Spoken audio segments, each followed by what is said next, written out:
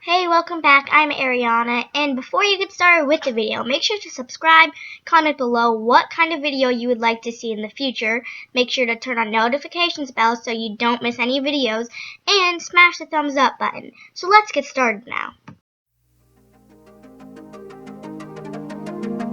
So today in the video, I'm going to be making DIY bookmarks. If you've watched my DIY fluff balls video, then you'll probably already know what to do.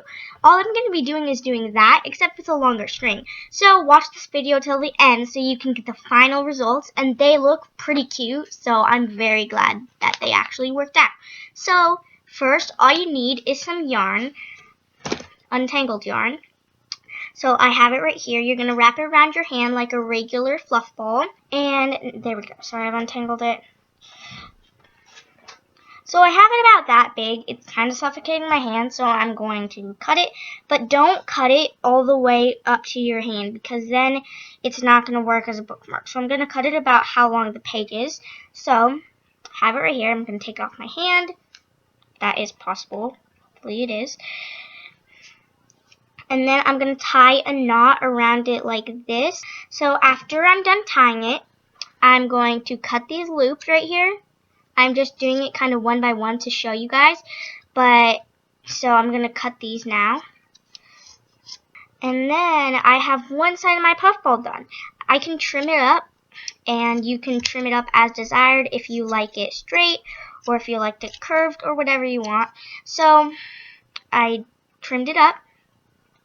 Now I'm going to do the other side. It's pretty important you don't cut any of the strings in the middle or the string that comes down, or else then it will kind of defeat the purpose of the bookmark.